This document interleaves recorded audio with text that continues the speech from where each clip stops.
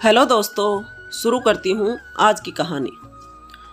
Corona महामारी के चलते लॉकडाउन लगते ही सब प्रवासी मजदूर अपने अपने घर चले गए। राहुल भी अपने घर जा रहा था। बसें भी ना के बराबर चल रही थी।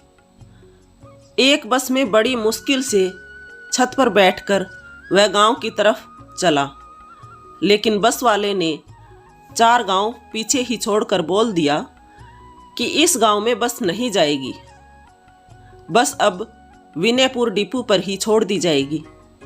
सारी सवारियां वहीं उतर गई। चलो कोई बात नहीं, 10-12 किलोमीटर की बात है, पैदल चल लेंगे। यह सोचकर सभी यात्री अपना सामान उठाकर चलने लगे। राहुल भी अपने कंधे पर बैग डालकर अपने गांव की तरफ चलने लगा। काफी देर चलने के बाद अब शाम गहरी हो रही थी। उसके साथ चलने वाले ज्यादातर यात्री साथ लगते गांव में जा चुके थे। उसका गांव अभी आगे था। आज पहली बार उसे लगा कि उसका गांव कितनी दूर है। उसे धीरे धीरे चलते हुए बूढ़ी औरत अपने से आगे दिखी। वो बोला, काकी तू कहाँ जा रही हो? उसने बोला, बेटा मैं तो यहीं साथ के गांव में रहती हूँ, पानी लेकर आ रही थी। तुझे कहाँ जाना है? इतनी रात हो गई है। वह बोला, मैं इंदरपुर में रहता हूँ। बस अब तो थोड़ा ही रह गया है। बूढ़ी औरत बोली, आजा, मेरा घर पास में ही है। कुछ खा ले फिर आगे चले जाना बेटा, या सुबह चले जाना। नहीं, अब तो पहुँच जाऊँगा। बेटा कुछ खा ले, मेरा घर यहाँ सड़क के पास ही है। बूढ़ी औरत ने बहुत ही प्यार से कहा। राहुल थक भी गया था। उसे भूख प्यास भी लगी थी।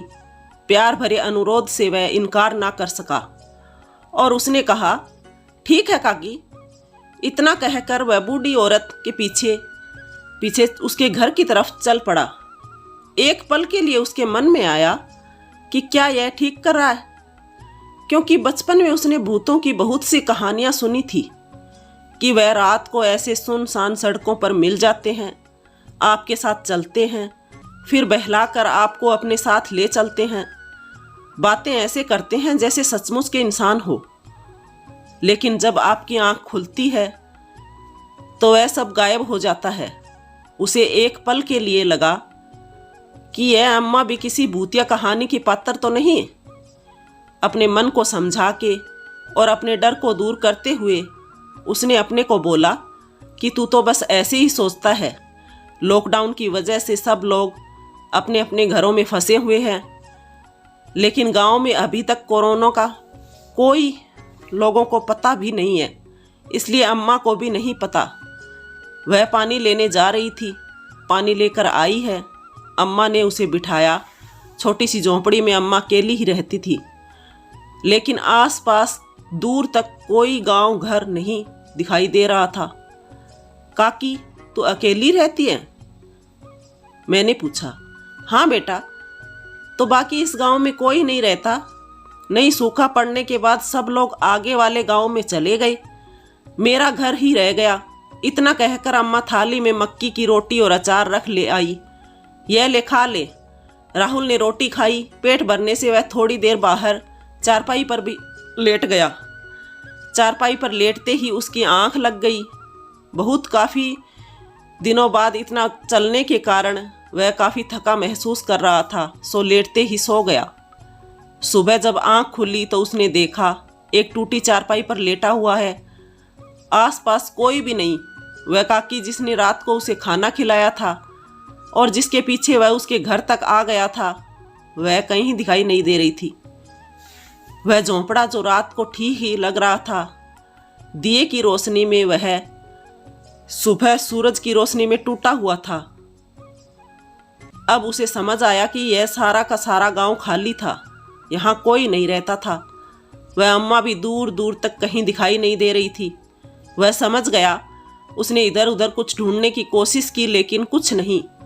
वह हैरान, अब कुछ कुछ समझ रहा था। क्या सच में ऐसा होता है?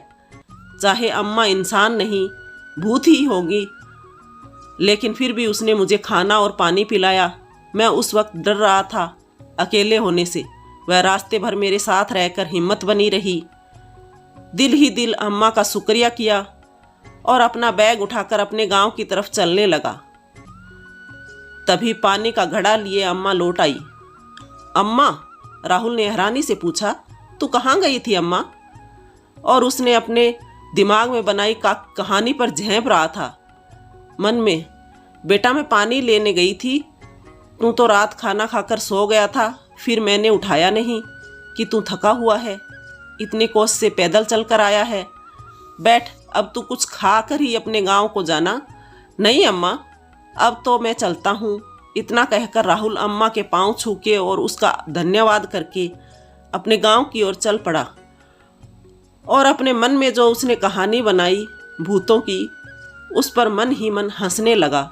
सच में यह मेरा डर ही था, इंसान का डर ही शायद भूतों को गढ़ लेता है। तो दोस्तों, कहानी कैसी लगी? पसंद आई हो तो लाइक करें, कमेंट करें, शेयर करें, सब्सक्राइब करें। Thank you for watching my channel.